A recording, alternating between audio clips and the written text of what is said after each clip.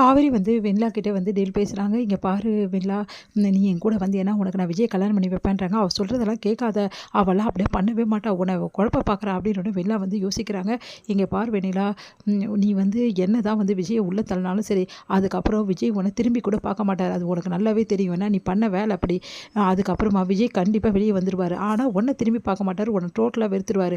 இது உனக்கு வேணுமா, இல்லை நான் சொல்கிற மாதிரி கேட்டு வந்து நீ விஜய் கல்யாணம் பண்ணிக்கணுமா? ரெண்டும் ஒன்று நீயே முடிவு பண்ணிக்கணுன்னு யோசிக்கிறாங்க.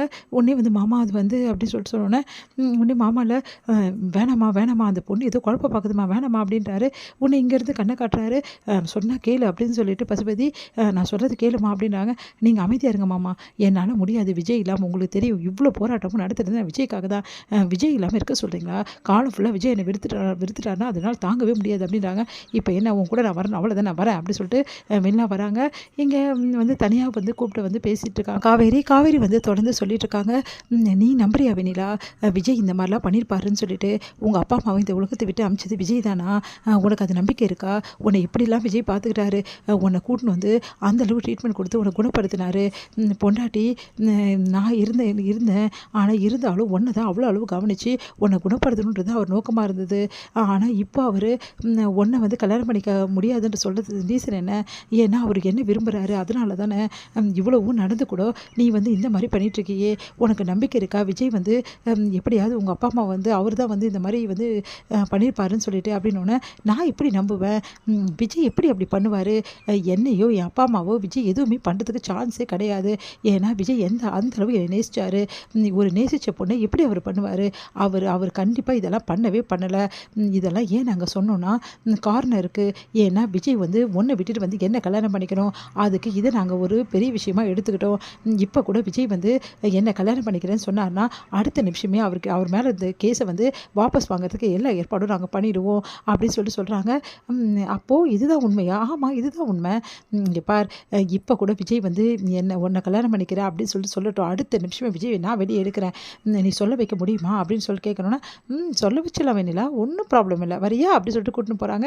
இங்கே வந்து ஓகேவானோன்னே இது எல்லாத்தையும் வந்து வீடியோவாக வந்து அவங்க ஸ்டாஃப் வந்து எடுத்துடுறாரு. இங்கே வந்து போலீஸ் ஸ்டேஷன் கூட்டின்னு வராங்க. என்ன ரெடியா, சொல்லு விஜய் கிட்ட. சொல்கிறேனே, ஒன்றும் பிரச்சனை இல்லை, என்ன காவேரி அப்படின்னோடனே நான் வந்து உங்ககிட்ட சொல்லணுமாங்க, வெண்ணிலாவை நீங்கள் கல்யாணம் பண்ணிக்கிங்கன்னு சொல்லிட்டு அப்போ தான் உங்களை வெளியே எடுப்பாலாம் அப்படின்னோடனே அதிர்ச்சியாக பார்க்குறாங்க. உடனே வந்து சொல்லு அப்படின்னோடனே சொல்கிறேன் இங்கே பாருங்கள் எல்லாத்தையும் சொல்கிறேன் அப்படின்னோடனே ஏன் இவர்கிட்ட சொல்லணும், போலீஸ்கிட்டே சொல்கிறேன் அப்படின்னோடனே அதிர்ச்சி அடைகிறாங்க. போலீஸ்கிட்ட நீ ஏன் சொல்லணும், விஜய்கிட்டே தான் நீ சொல்லணும்.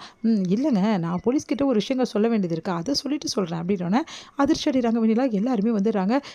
சார் நடந்த உண்மை என்னன்னு நான் சொல்கிறேன் சார்னு சொல்லிட்டு ஆதாரத்தோடு நிரூபிக்க முடியும் சார் என்னாலும் எல்லாம் அதிர்ச்சி அடைகிறாங்க. உடனே வந்து அதை எடுத்துகிட்டு வாங்க அப்படின்னோன்னா அவங்க ஸ்டாஃப் எடுத்துகிட்டு வராரு. அந்த ஃபோனில் வந்து வெண்ணிலா பேசுனது எல்லாமே ரெக்கார்ட் ஆகிருக்கு. அதை பார்த்த போலீஸ் அதிர்ச்சி அடைகிறாங்க. என்னம்மா இதெல்லாம் அப்படின்னோடனே அப்படியே வெண்ணிலா பார்க்குறக்கு என்ன நம்ப வச்சு ஏமாத்திட்டல, ஒன்று சும்மாவே விட மாட்டேன் அடிக்க ஓடி வராங்க. எல்லாரும் வந்து அவங்கள பிடிக்கிறாங்க. பார்த்தீங்களா சார், இதுதான் சார் உண்மை. உண்மையிலேயே வந்து இந்த கேஸுக்கும் விஜய்க்கும் எந்த சம்மந்தமும் கிடையாது சார். வேணும்னே இவங்க எல்லாரும் வந்து பிளான் போட்டு தான் விஜயை மாட்டி விட்டுருக்காங்க. இப்போ அது புரிஞ்சுக்கோங்க சார், இந்த பொண்ணு வாயாலே எல்லாத்தையும் உண்மையை வர வச்சிட்டேன் பாருங்க அப்படின்னு எல்லாம் அதிர்ச்சி அடைகிறாங்க. விஜய் சந்தோஷம் அடைகிறாரு. நான் அப்போவே சொன்னேனே இவ்வளோ போவாதுன்னு கேட்டாலோ அப்படின்னு சொல்லிட்டு செம்மையாக டென்ஷன் ஆகிறாங்க ராகினி. அடுத்து ராதாவும் அங்கே வந்துடுறாங்க. ராதா வந்து சொல்கிறாங்க, ஆமாம் சார், நம்ம காவேரி சொல்கிறது தான் சார் எல்லாம் உண்மையிலே இதுக்கும் விஜய்க்கும் எந்த சம்மந்தமும் இல்லை சார். நீ யாருமா அப்படின்னு கம்ப்ளைண்ட் கொடுத்தாரு அவரோட ஒய்ஃப் சார் அப்படின்னு போலீஸ் அதிர்ச்சி அடைகிறாங்க. போலீஸ் வந்து இந்த கேஸுக்கும் விஜய்க்கு எந்த சம்மந்தம் இல்லை, வேணும் தான் பண்ணியிருக்காங்க அப்படின்னு சொல்லிட்டு முடிவெடுத்து விஜய் ரிலீஸ் பண்ணுறாங்க.